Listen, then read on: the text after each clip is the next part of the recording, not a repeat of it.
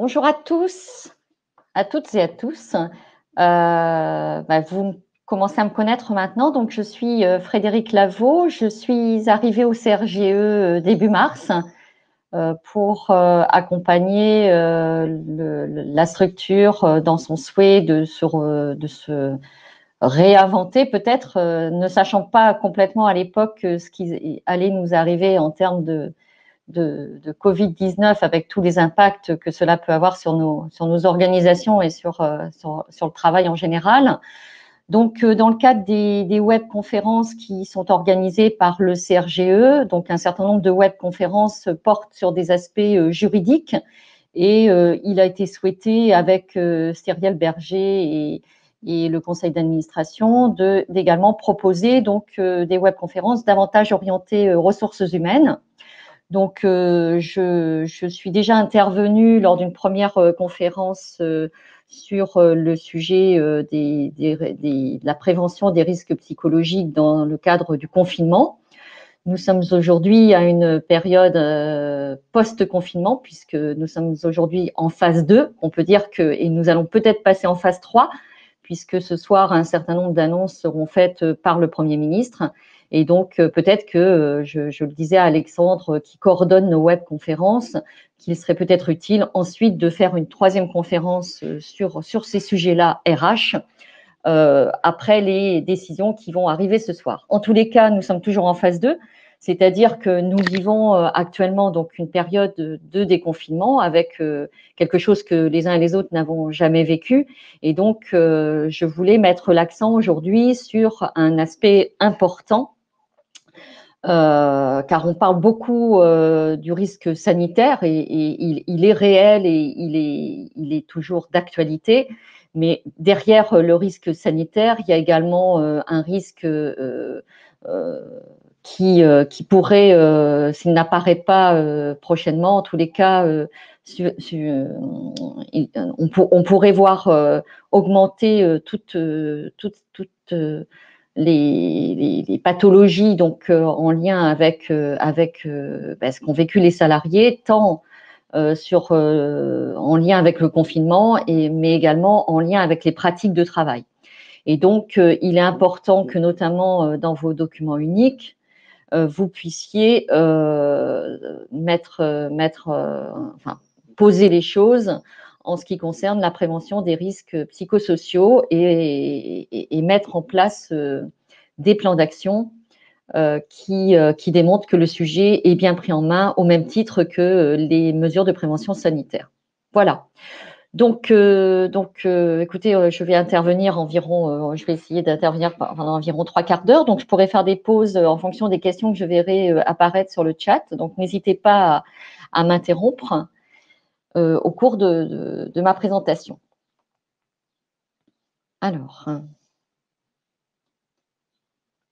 Alors, les objectifs de mon intervention sont doubles. Donc, d'abord, comprendre et savoir reconnaître les risques psychosociaux liés au déconfinement. Et également, donc, vous proposer des pratiques efficaces pour négocier ce virage en termes de prévention des risques psychosociaux. Donc, les risques psychosociaux, je crois que je n'ai plus à redonner de définition. Nous savons tous ce que c'est. L'idée, c'est d'adapter les mesures de prévention à la situation actuelle et de vous proposer, dans une situation complètement inédite, des solutions simples pour faire face à un contexte qui est en fonction des populations, non pas des populations liées au métier, mais plutôt aux situations qu'ont entraîné le Covid-19. Vous vous souvenez, lors de ma dernière intervention, j'avais essayé de classer les salariés en 4 grandes catégories, donc j'y reviendrai. Les salariés qui étaient en première ligne, première catégorie, les salariés qui ont été orientés vers le télétravail, deuxième catégorie, les salariés en chômage partiel, troisième catégorie, et la quatrième catégorie, les salariés qui ne travaillent pas en raison de la nécessité de rester chez eux pour assurer la garde des enfants. Ce que j'avais essayé de démontrer lors de ma première intervention, c'est que il n'y a pas une catégorie utile. Chaque catégorie de collaborateurs dans cette période est le déconfinement n'a pas forcément modifié les pratiques de travail, a une importance. Et ce que je voudrais vous proposer à l'occasion de mon intervention, c'est peut-être que vous puissiez réfléchir en termes de prévention des risques psychosociaux par rapport à ces 4 catégories. Qu'est-ce que je peux mettre en place pour prévenir ces risques, puisque vous avez une obligation en tant qu'employeur. Alors, ce que je voudrais dire aussi en amont, c'est que en matière de risques psychosociaux, ce qui ressort aujourd'hui, c'est que la fonction RH, et je crois que vous êtes tous concernés, a été particulièrement mobilisée pendant cette première période déjà de confinement, puisqu'il a fallu mettre en place des organisations extrêmement rapidement. Et de nouveau, depuis le 11 mai, donc période de déconfinement. Et je pense que vous êtes tous en attente. Les échanges avec ma collègue Lucie le prouvent, c'est-à-dire que vous êtes en attente de l'après 2 juin. Qu'est-ce qui va se passer? Qu'est-ce qu'on va devoir mettre en œuvre à nouveau? Je crois que c'est la première fois, j'ai quelques années d'expérience sur la fonction RH, et je crois que c'est la première fois que nous sommes autant sollicités pour pouvoir trouver et mettre en œuvre des solutions rapides. Alors, on n'est pas seul, bien entendu, hein, c'est bien le collectif autour de nous qui agit et qui nous soutient par rapport aux décisions, mais nous sommes extrêmement sollicités. Donc, je dirais que la première chose en matière de risques psychosociaux que je voudrais que vous entendiez, c'est qu'il faut déjà prendre soin de soi. C'est-à-dire que pour pouvoir assurer les différentes étapes qui vont nous arriver dans les mois à venir et de façon efficace, la première des choses, c'est de regarder dans quel état émotionnel nous sommes et de voir si en fait cet état émotionnel nous permet de faire face aux situations auxquelles on est confronté, puisque les salariés ne manqueront pas de nous interpeller, de même que les dirigeants d'entreprise. Voilà, donc c'est la première des choses. À ce jour, nous n'avons pas mis en place de dispositif particulier pour finalement avoir une écoute bienveillante vis-à-vis de vous, ne serait-ce que voilà, être à votre disposition. Sachez qu'on l'est au travers du questionnaire qu'on a pu mettre en place durant la période de confinement. Eh bien, nous avons pu échanger avec vous. Nous avons vu que vous étiez extrêmement mobilisés. Donc, vous le serez encore dans les mois à venir. En tous les cas, une des fonctions que peut jouer le CRGE, c'est peut-être d'être là pour le collectif, de façon à faire en sorte que le collectif des adhérents au CRGE puisse trouver du soutien. Voilà. Alors, rappel du phasage de la crise, où en sommes-nous? Alors, où en sommes-nous? Je le disais tout à l'heure, nous sommes en phase 2, c'est-à-dire que depuis le 11 mai, le déconfinement a provoqué un certain nombre de changements sur le plan de l'état psychologique des salariés. Et donc, en fait, pour faire un parallèle peut-être avec la crise sanitaire telle qu'elle est et avec la notion de pathologie, nous sommes sortis du temps fort, je dirais, de la crise sanitaire pour être sur une période de convalescence. Voilà. Donc, je crois que c'est un élément important à garder en tête pour dire que lors de la période de convalescence, eh bien, il y a un certain nombre de précautions à prendre. Quand on est en convalescence, ça veut dire qu'on est sorti de cette période de maladie, hein, où on avait des symptômes très forts. Pour nous, c'était le Covid-19. Et là, nous sommes en période de convalescence du Covid-19. Alors, qu'est-ce qui se passe en période de convalescence? Et c'est ce sur quoi je vous incite à être vigilant. Ben, vous pouvez avoir des personnes, et c'est le cas aujourd'hui, puisqu'on considère que 20% des salariés ne se sont pas déconfinés. C'est-à-dire qu'il y a un certain nombre de craintes qui ont été installées durant la période forte du Covid-19 et qui ont provoqué des comportements anxiogènes. C'est-à-dire que des salariés n'osent pas revenir sur leur lieu de travail parce que il y a une peur de la reprise de la maladie, et donc certains préfèrent ne pas sortir du confinement.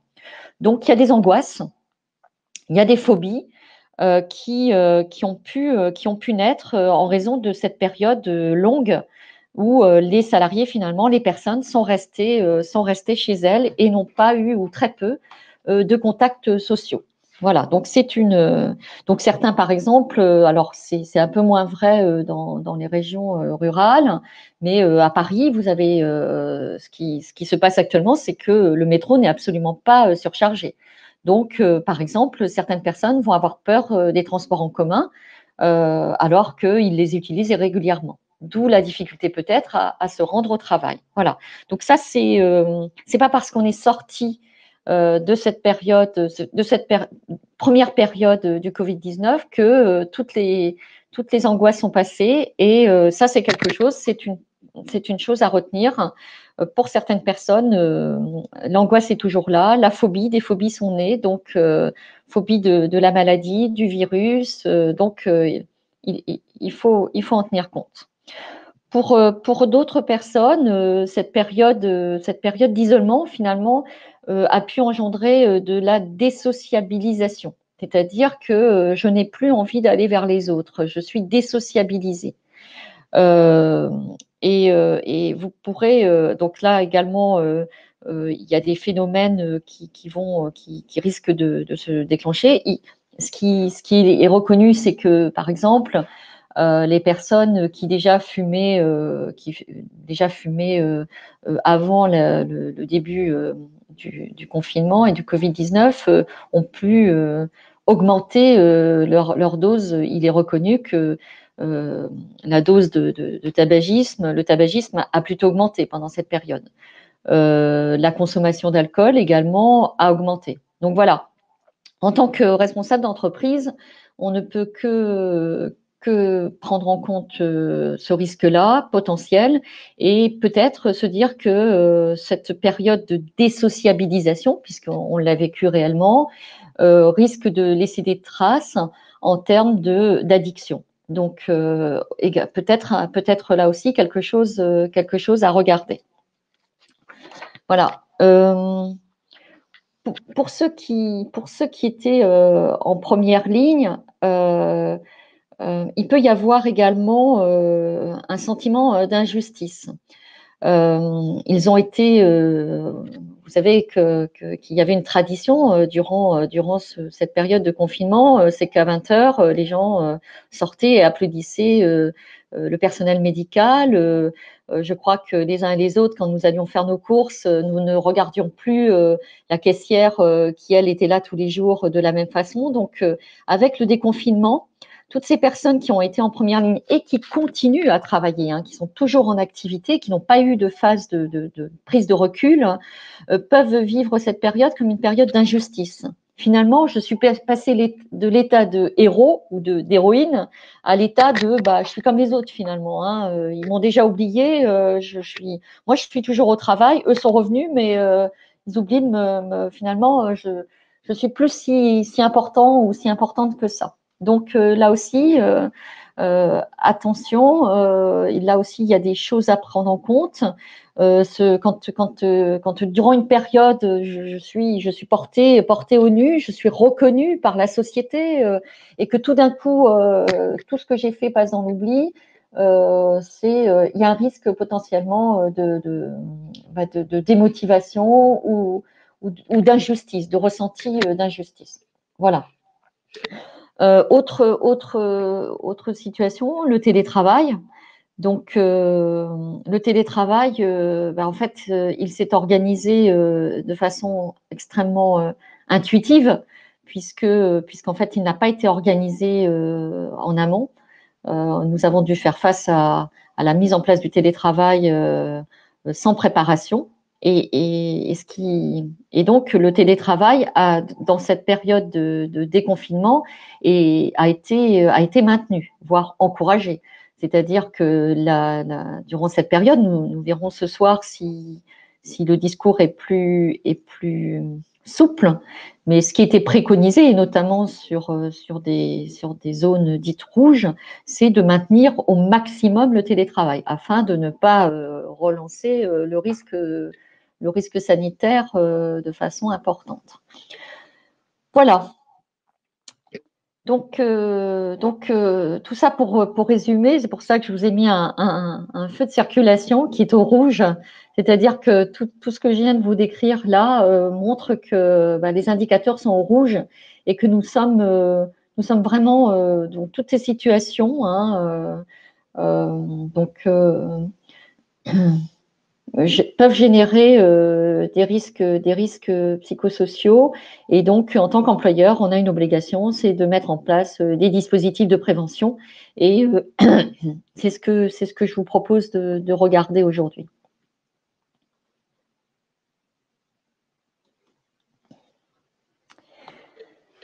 Voilà, donc 4 axes clés, hein, je les ai un peu décrits précédemment. Le déconfinement ne signifie pas la fin de la crise sanitaire actuelle et la distanciation sociale continuera à s'appliquer un temps en situation de travail réel. Donc, c'est-à-dire que nous allons continuer donc à travailler avec des modes différents, ce qui rend compliqué notamment le management. Et nous reviendrons sur le management. Aujourd'hui, les managers étaient habitués à travailler avec des collaborateurs autour d'eux. Aujourd'hui, les managers doivent travailler avec des collaborateurs en proximité, puisque certains collaborateurs se sont déconfinés et viennent sur les sites de travail, mais dans des conditions qui sont extrêmement contraintes. Et d'autres collaborateurs continuent à travailler à distance. Ça veut dire que pour le manager, il faut pendant la période de confinement, le manager a plutôt travaillé avec des collaborateurs à distance. Aujourd'hui, il y a une double façon de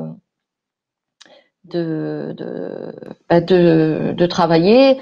On doit manager des collaborateurs à distance et manager des collaborateurs à proximité. Donc, en quoi c'est extrêmement difficile? C'est-à-dire que l'idée, c'est d'être avant tout un manager, c'est-à-dire que les plans d'action, les pratiques managériales ne doivent pas favoriser un mode de travail plus qu'un autre. Donc, il faut repenser complètement et à nouveau, après avoir repensé les modes managériaux avec le télétravail, et bien là, sur cette période de déconfinement, il faut repenser les modes managériaux avec des salariés à distance et des salariés en présentiel. Donc, ça, c'est le premier axe. Donc, des modes de travail qui ont considérablement été modifiés. Le deuxième axe, c'est la période de confinement à une dimension anxiogène qui nécessite une phase de décompression et un temps collectif de récupération. Vous le verrez et je le redirai plusieurs fois pendant cette intervention. Il ne faut pas rajouter de l'anxiété à de l'anxiété. Le discours actuellement, c'est nous sortons d'une situation de confinement avec un risque sanitaire élevé. Nous devons continuer à prendre soin des individus. C'est la priorité absolue. Le risque économique, c'est dans un second temps. Il existe, on peut pas l'ignorer. En revanche, si on veut aller trop vite, c'est pour ça que j'ai parlé de convalescence.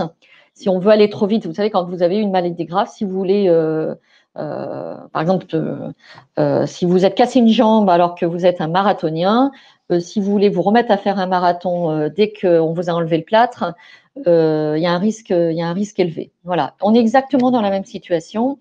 Nous avons vécu une crise. Nous avons été donc soudainement plongés dans une crise sanitaire forte et inédite. La période de convalescence, nous ne pouvons pas nous en passer.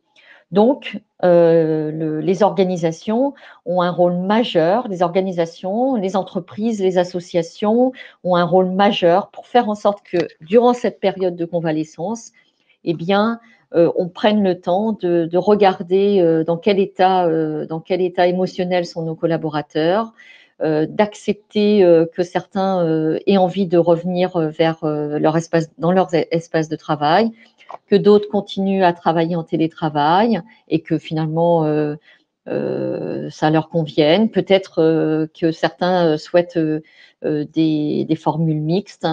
Voilà.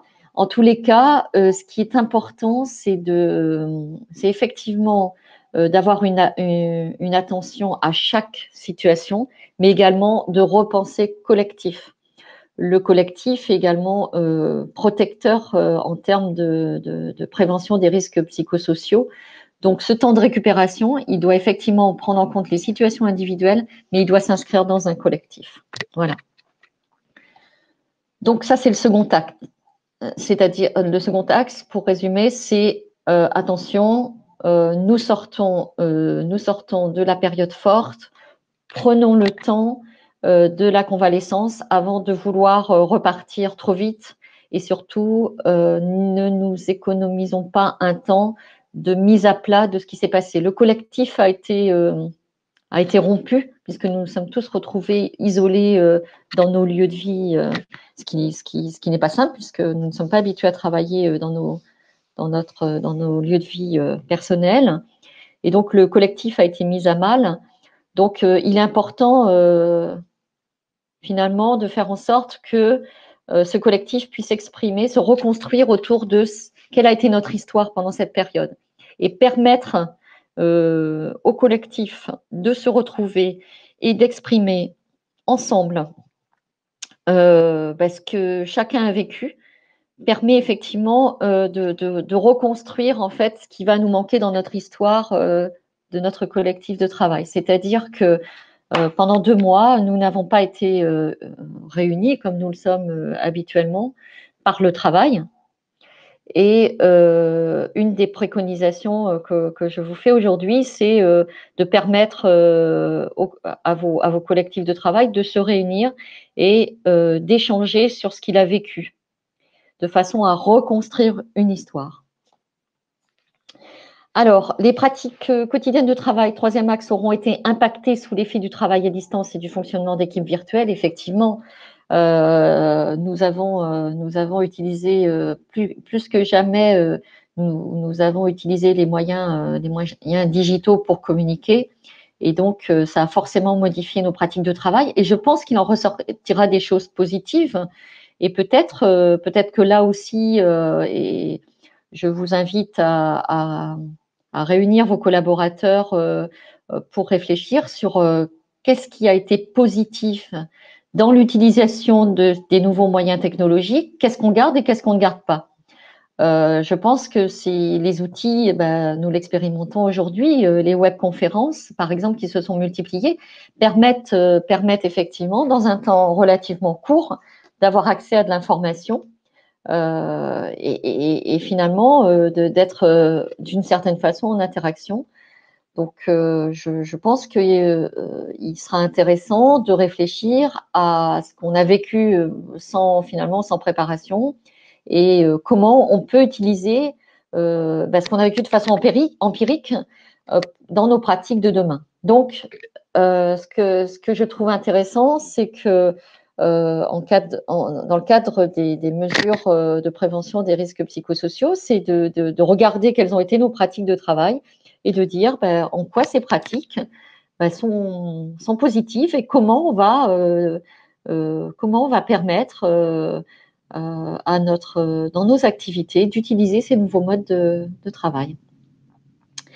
Voilà. Le quatrième axe, je l'ai abordé un peu tout à l'heure, la reconstitution des collectifs de travail est potentiellement une tâche compliquée, mais pas impossible. Les 4 situations potentielles dans lesquelles chacun de nous se trouve, première ligne, télétravail, chômage partiel, garde d'enfants, voilà, font que nous n'avons pas vécu les mêmes choses. Et à ce titre-là, le collectif sera effectivement peut-être difficile à recréer.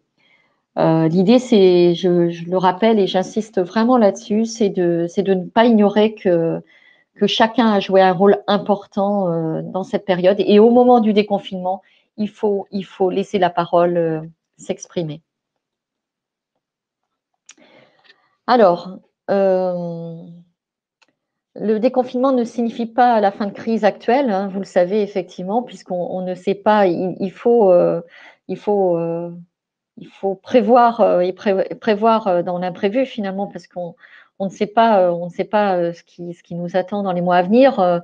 Les plus pessimistes nous disent que la situation actuelle de travail à distance, notamment, va perdurer jusqu'à la fin de l'année. D'autres parlent même de 2021. Voilà, donc on doit évoluer dans de l'incertitude, mais néanmoins, ça ne nous empêche pas de, de, de mettre en place un certain nombre de choses. Euh, donc, tout en se disant que les organisations du travail, de toute façon, vont être fortement impactées, que nous allons devoir vivre avec ce Covid-19. On le voit au travers de toutes les mesures sanitaires qui nous sont imposées aujourd'hui, à la fois dans nos vies professionnelles et nos vies privées. Et également, donc, nous allons devoir, dans nos organisations du travail, mettre en place des dispositifs qui tiendront compte de la fragmentation des collectifs de travail avec des personnes sur site et des personnes hors site.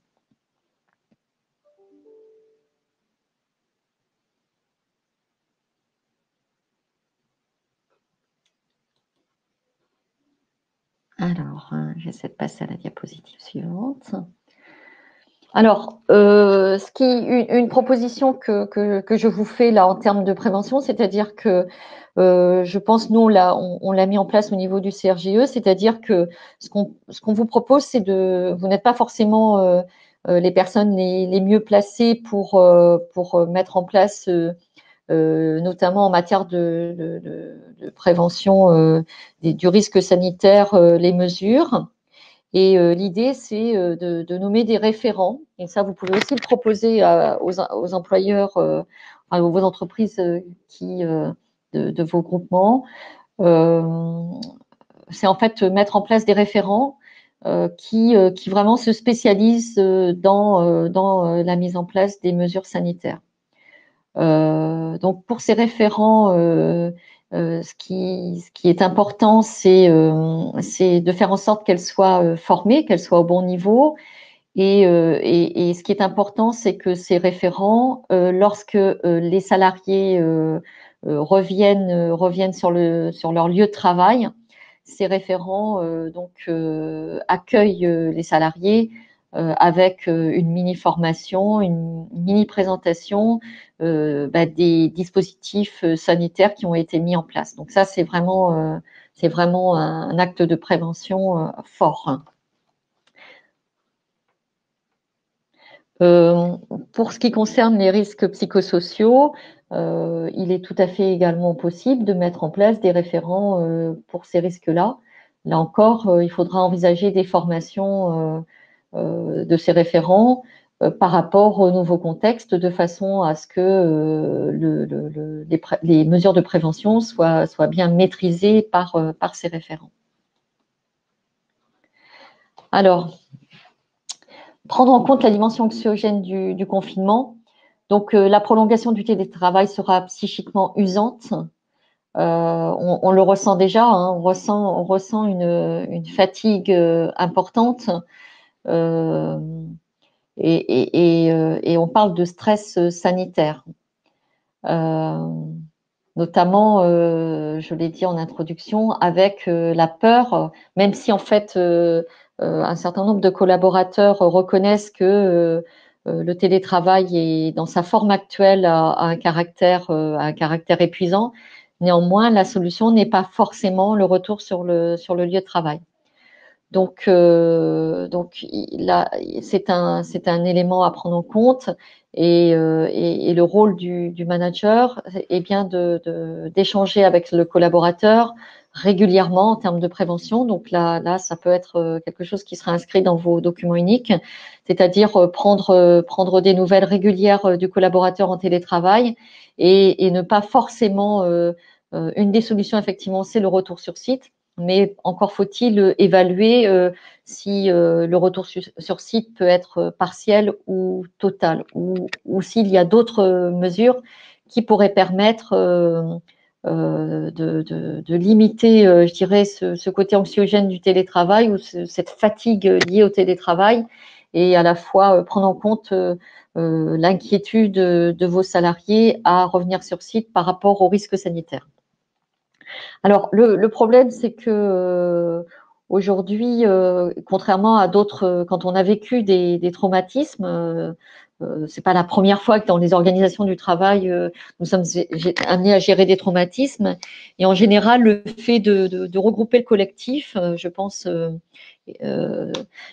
permettait, soit sous un format de réunion ou sous un format festif, en tous les cas, convivial. Là, les contraintes qui sont imposées par la distanciation sociale nous empêchent de mettre en place l'effet cathartique du regroupement. Et donc, à ce titre-là, nous n'avons pas la possibilité de proposer finalement pour dire, ben voilà, on met fin à cette première période et on va vers une nouvelle ère avec un moment festif. Voilà, la solution n'est pas forcément possible à mettre en œuvre. Si c'est possible, n'hésitez pas à le faire, même peut-être à distance. Peut-être que ceux qui sont sur site et ceux qui sont à distance peuvent se réunir à l'occasion d'un moment festif, ne serait-ce que pour euh, mettre en place ce que je vous ai proposé précédemment, c'est-à-dire parler de ce qui s'est passé, des ressentis, de façon à reconstruire notre histoire collective. Alors, quelles précautions prendre dans ce contexte? Il est important pour les dirigeants, pour les managers, d'avoir une posture qui est rassurante. Moi, j'ai entendu en tous les cas, lorsque j'ai réalisé l'enquête au CRGE, que vous étiez extrêmement positifs les uns les autres, même si la situation est compliquée, sur le fait que votre objectif, c'est de maintenir tous les collaborateurs dans l'emploi.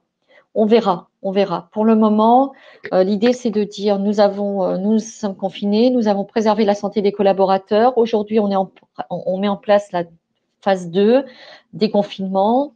On se remet dans des situations de travail plus classiques, dans le but de reconstruire autrement en prenant en compte la nouvelle situation. Mais l'idée, c'est bien d'être tourné sur la santé. Restons sur ces sujets-là, restons sur les sujets de protection des individus et en quoi, en fait, le travail est positif pour la protection. Voilà. Donc, le rappel des gestes barrières doit être présenté comme un nouveau code de civisme.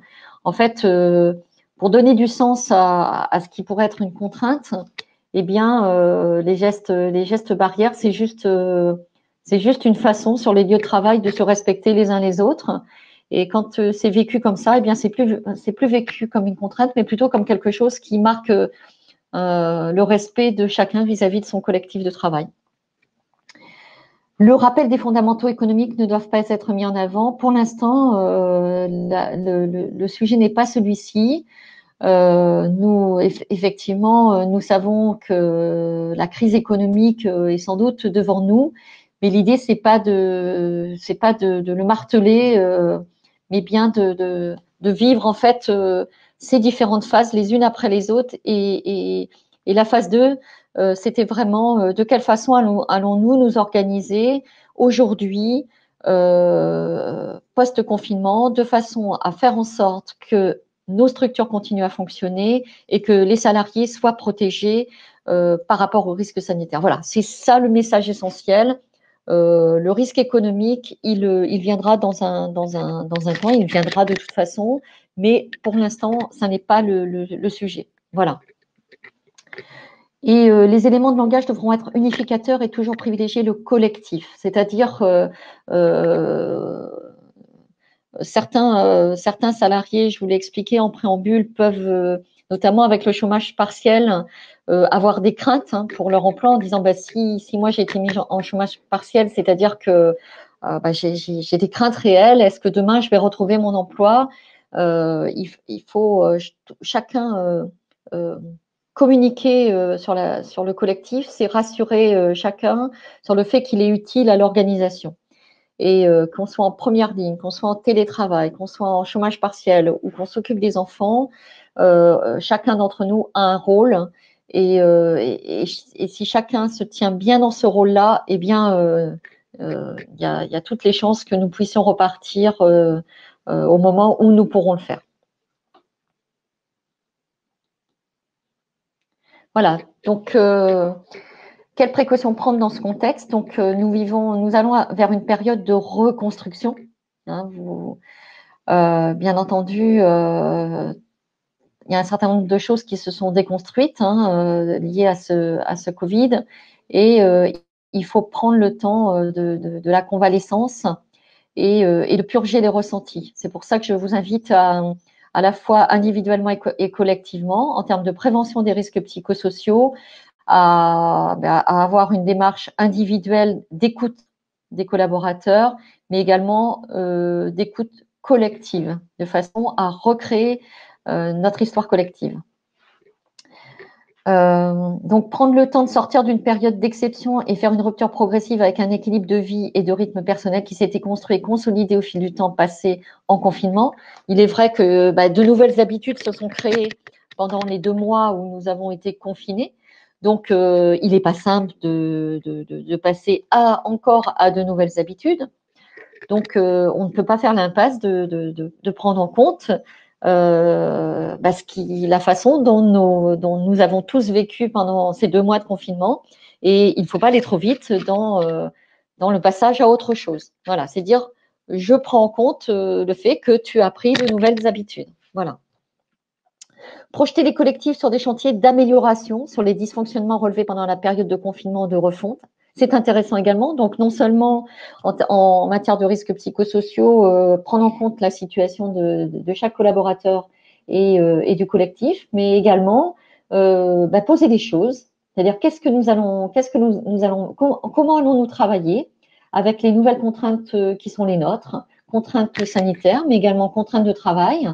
Et comment allons-nous, dans les mois à venir, et au fil des annonces effectivement qui sont celles de l'État, nous organiser pour pouvoir faire fonctionner nos organisations. Voilà, donc ça c'est également un beau sujet à poser avec les équipes et en termes de prévention des risques psychosociaux. Vous savez qu'un des points importants, c'est la capacité, souvent le stress et la démotivation sont liés à l'incapacité des salariés à se projeter. Eh bien, à vous de reprendre les sujets et de dire comment allons-nous fonctionner dans les contraintes qui nous sont données aujourd'hui et demain. Voilà. Un point important également, c'est un temps d'entraînement ou un temps de répétition pour permettre au collectif de reprendre ses marques. C'est-à-dire, donnons-nous le temps de fonctionner avec les nouvelles contraintes, et puis on a le droit à l'erreur.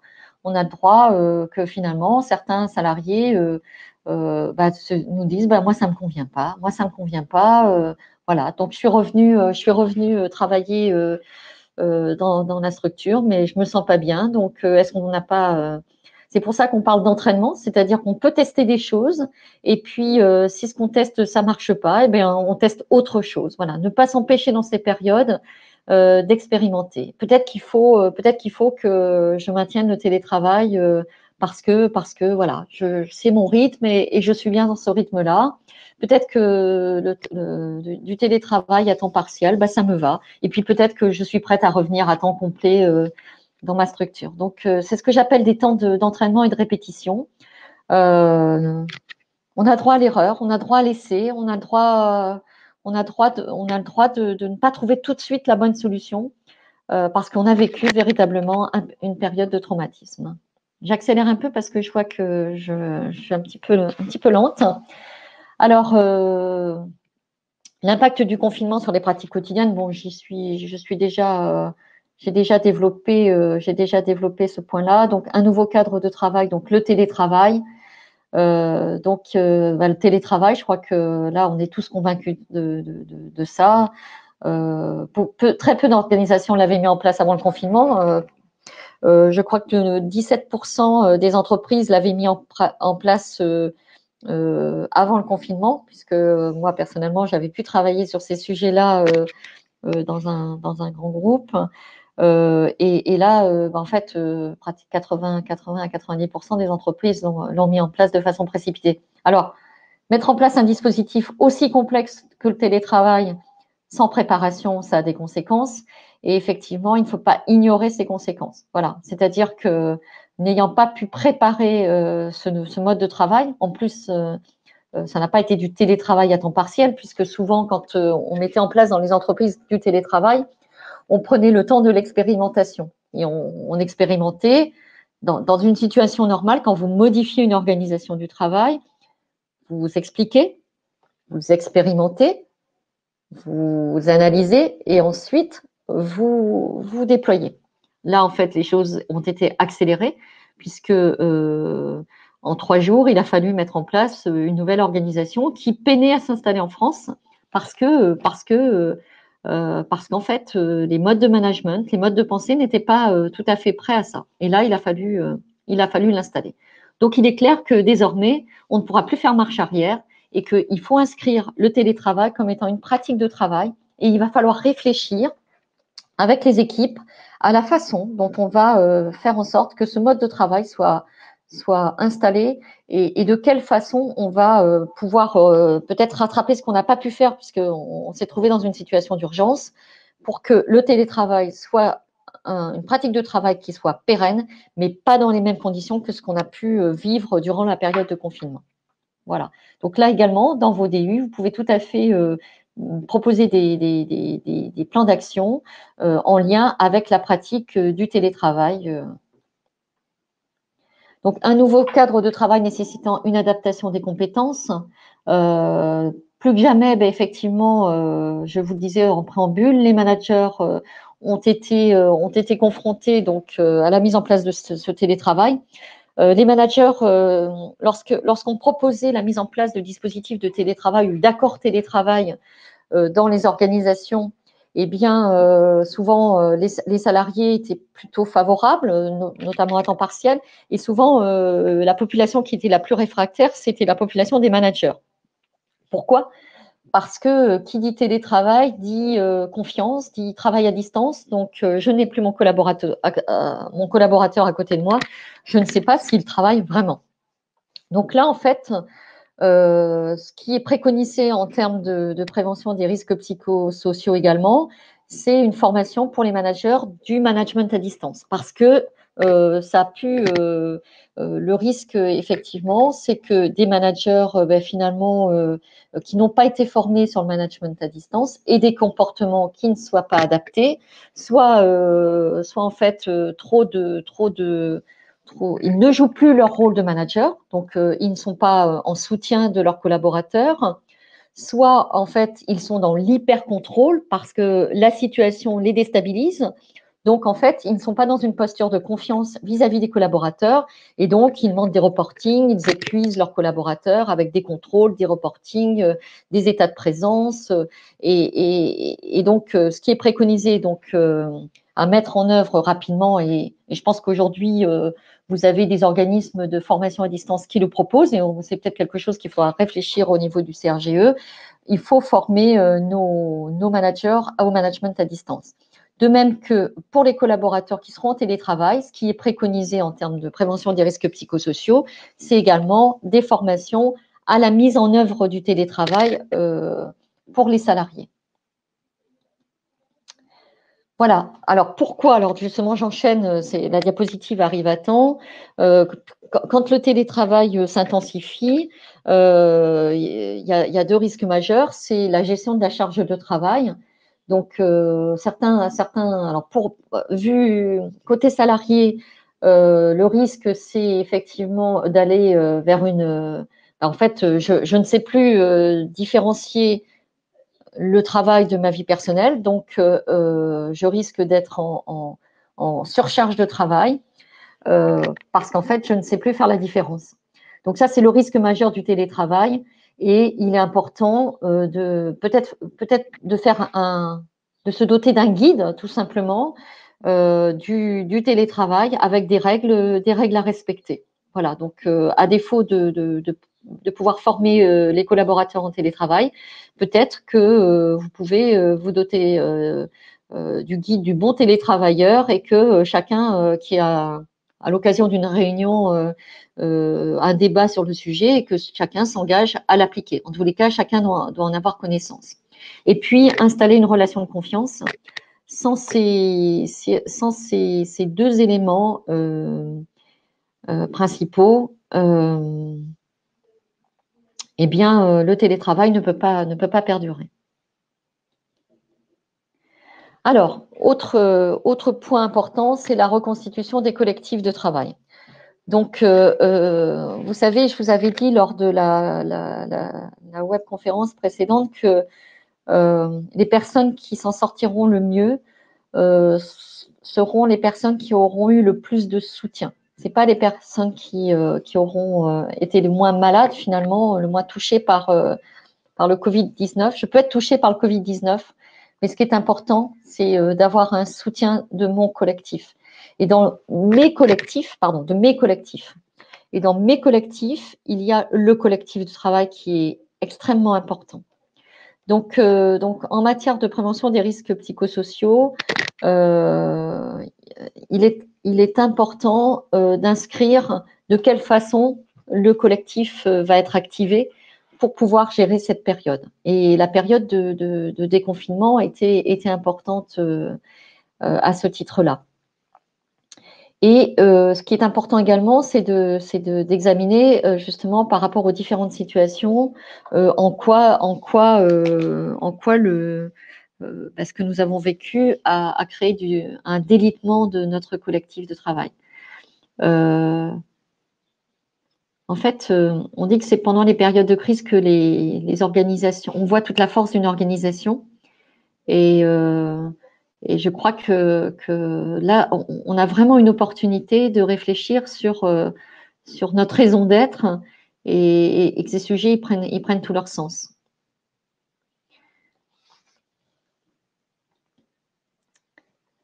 Alors, je reviendrai. Bon, je vais essayer de passer peut-être un petit peu plus vite sur ce sujet-là, puisqu'en fait, je pense que vous l'avez intégré. Donc, en quoi en fait, là, vous aurez le détail. Hein, de toute façon, vous aurez la visio et puis les éléments que j'ai pu écrire.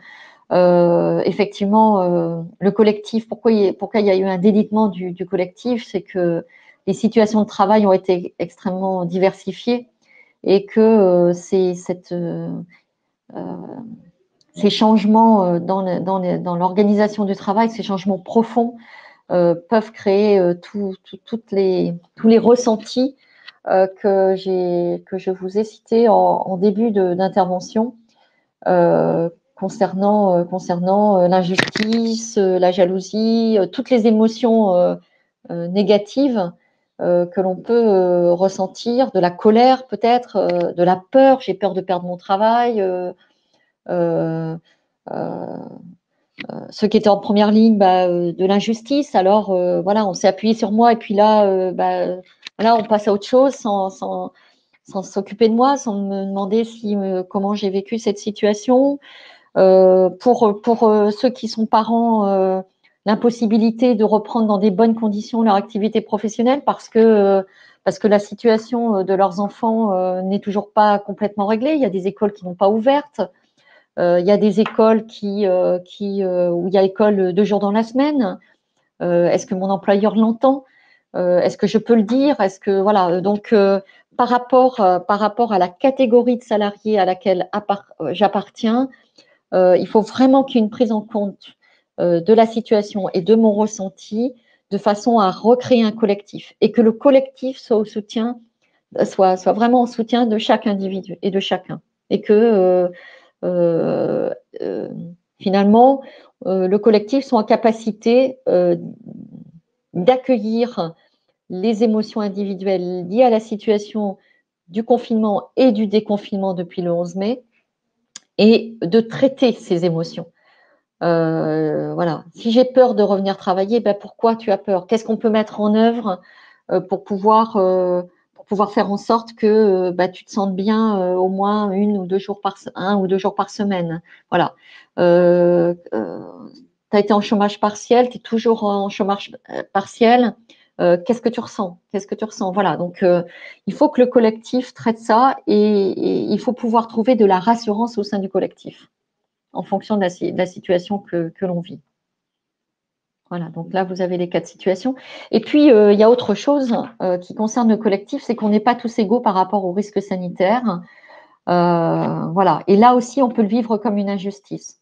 C'est-à-dire que il y a certaines personnes qui sont pratiquement sûres d'être immunisées. Donc finalement, ces personnes, pour elles, le Covid-19, c'est un non-sujet. Elles peuvent banaliser même le Covid-19.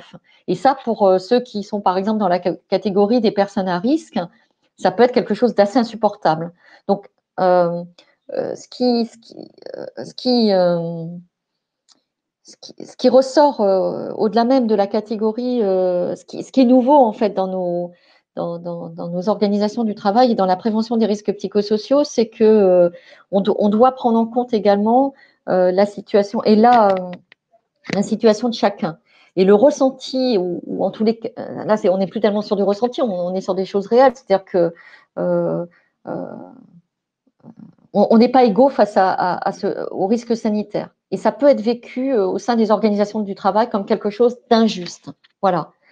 Euh, donc c'est là, je pense qu'il y a sans doute un échange à avoir. Peut-être que lors d'une conférence prochaine, on pourra peut-être avoir l'intervention d'un médecin du travail sur ce sujet-là. C'est comment gérer en fait ce sentiment d'injustice dans ce rapport à la maladie. Et pourquoi moi j'ai un risque supérieur, pourquoi moi je peux pas venir travailler parce que voilà, je suis une personne à risque, pourquoi mon collègue de travail voilà, il n'est pas sensible aux gestes barrières. Je vous rappelle que là aussi effectivement je peux me sentir immunisée, le Covid-19 il passera pas par moi, mais pour autant je dois respecter les gestes barrières parce que le risque sanitaire est là et même si moi finalement ah oui, voilà, j'ai un sentiment d'être immunisée. Pour autant, je dois protéger les autres. Voilà. Donc, euh, le collectif, il est en difficulté, non seulement en raison des organisations du travail, mais également en raison de ce sentiment d'injustice face aux risques sanitaires. Donc, intégrez-le également dans vos modes de relation avec les salariés. Voilà. Donc, depuis le 11 mai, durant une période non définie aujourd'hui, on ne sait pas ce qui va nous être annoncé ce soir. Est-ce qu'il va y avoir des changements profonds à compter du 2 juin? Je n'en suis pas sûre. Euh, il va falloir apprendre à gérer la distance interpersonnelle tout en reprenant les relations de travail dans la proximité. Donc, c'est toute l'ambiguïté de ce que nous avons à vivre. Et le fait d'intégrer cette dimension-là, notamment dans la prévention des risques psychosociaux, et de l'inscrire dans le dur dans vos documents uniques, eh bien, ça me semble essentiel. Un document unique, il est fait pour avancer, pour évoluer. Donc, la première des choses, c'est d'inscrire par rapport au type de population que vous managez, quelles sont selon vous les actions de prévention que vous pouvez mettre en œuvre et les plans d'action associés. La posture hiérarchique et la reconnaissance du rôle de chacun donc, sont essentiels, c'est-à-dire que euh, l'idée, c'est bien de privilégier l'importance de chaque catégorie de collaborateurs dans son rôle pour reconstruire aujourd'hui et demain. Voilà, chacun a un rôle et la posture hiérarchique sera essentielle. Si dès à présent on commence à reparler de performance économique, de productivité, euh, on va dans le mur. Les organisations qui vont s'en sortir, c'est celles qui vont véritablement axer toute leur stratégie de déconfinement, de retour progressif à l'activité sur l'humain, sur le collectif de travail, sur les apprentissages, qu'est-ce qu'on a appris de cette crise et comment on l'utilise pour être dans une nouvelle forme d'économie. Voilà. Donc l'importance d'un nouveau cadre commun de normes à respecter, quelle que soit la pluralité des situations. C'est pas parce qu'en fait on a des situations différentes qu'on n'appartient pas à ce collectif, et donc on doit s'y plier. Voilà. Chacun ne s'autodétermine pas sur son organisation du travail. Donc il faut que ce cadre il soit reposé collectivement, si possible, qu'il y ait des débats, qu'il y ait la prise en compte d'un certain nombre de sujets, mais il faut que les débats soient posés et que des solutions soient apportées. Le rôle du manager aujourd'hui, c'est d'être plus que jamais le leader qui va analyser les situations, qui va apporter des réponses, qui va donner des points de vue, qui va écouter, qui va comprendre et qui va mettre en œuvre des pratiques managériales qui devront être agiles, puisque de toute façon, on ne sait pas ce que sera demain. Donc, un dialogue social renforcé, des accords d'entreprise peut-être à créer, notamment sur le télétravail. Hein. Il y aura peut-être des accords à passer. Et des enjeux de coopération, de collaboration et de confiance. Donc ça, c'est un défi managérial. On n'a pas le choix, le télétravail, il s'est installé. Il y a que 17% des entreprises qui s'y étaient lancées parce que les autres 83% n'y croyaient pas. Eh bien, la situation nous a obligés à nous mettre à de nouvelles pratiques. Eh bien, vous voyez que on est capable de le faire. Maintenant, reprenons nos organisations et faisons en sorte que les salariés soient préservés dans leur santé, de façon à faire en sorte que demain, eh bien, nous puissions repartir dans de bonnes conditions. Mais nous ne pourrons pas faire l'impasse. Je le redis, hein, on est dans la période de convalescence. Tout n'est pas guéri aujourd'hui. C'est pas parce qu'on a mis en place des gels hydroalcooliques ou qu'on respecte la distanciation sociale que tout est résolu. Les sujets sont bien plus importants que ça. Voilà, donc là, je vous ai mis une espèce de un petit récapitulatif des sujets que vous pouvez aborder ou traiter. Donc, durant cette période de convalescence, les espaces de travail. Donc ça a été effectivement réfléchi. Donc ce que je préconisais, c'est que vous ayez peut-être un référent. Nous, on l'a fait ici. C'est Lucie, notre référente. Elle nous a fait des petites vidéos pour que l'on puisse respecter les gestes barrières, prendre de bonnes habitudes. Voilà. Donc les espaces de travail doivent être repensés sous l'angle de la prévention sanitaire, mais également sous l'angle des impacts en matière psychologique. Le temps, l'espace-temps, quel rapport au temps, notamment avec les nouvelles pratiques de travail. L'énergie, c'est-à-dire que certains ressortent de cette période de confinement plutôt boostés parce que pour les raisons que j'ai évoquées précédemment, ils ne se sentent immunisés, ils ne se sentent pas potentiellement comme étant potentiellement susceptibles d'attraper la maladie. D'autres, au contraire, sont épuisés par les conditions de travail qui ont été les leurs, soit parce qu'ils ont été en première ligne, soit parce que ils ont eu les enfants.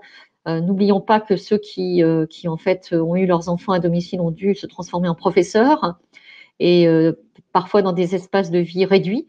Donc, il y a de l'épuisement. Donc, regardez ça également en termes de risques psychosociaux. Il y a de l'émotion.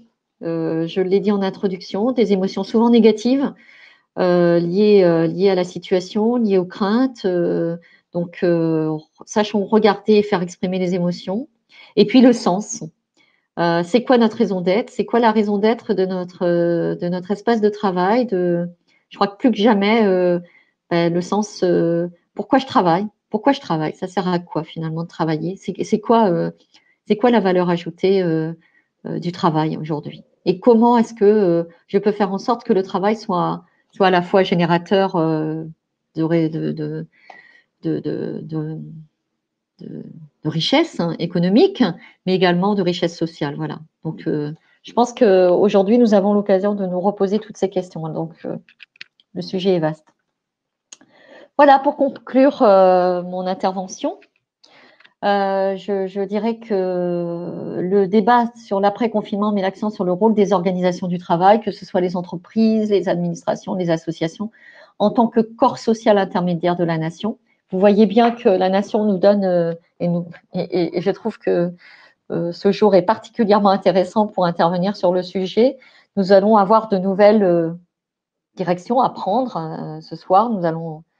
et en tous les cas, nous allons savoir quelle est la cible à atteindre, mais c'est chacun d'entre nous et tous ensemble, collectivement, j'insiste sur cette notion de collectif, que nous allons devoir construire et réapprendre à construire une entreprise qui saura se saisir de ce que cette période nous a appris de nous-mêmes déjà et, euh, et des autres.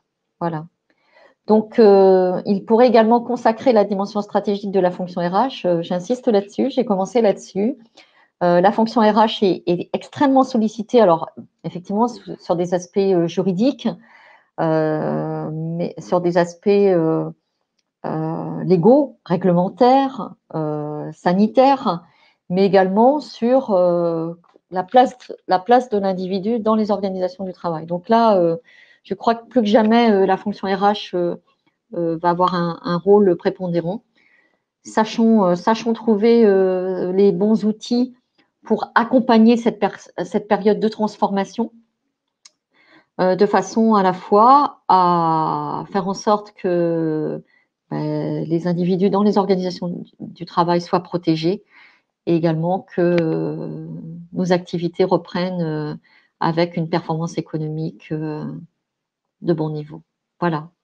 Donc, faites attention également à vous en tant que RH parce qu'effectivement, cette fonction est aujourd'hui attendue en première ligne par les salariés et par les dirigeants, je crois que par les deux parties. Voilà. Voilà pour moi, je n'ai pas de questions et je ne vois pas de questions particulières. Donc, je ne sais pas s'il y a des choses que vous souhaitez.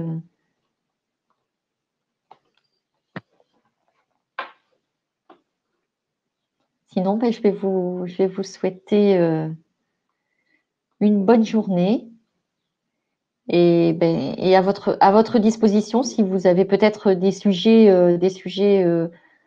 plus personnels. Je suis à votre disposition pour échanger par téléphone ou en visioconférence, puisque nous avons tous appris à l'utiliser. Je vous souhaite une très bonne journée. Je vous dis à bientôt. Merci.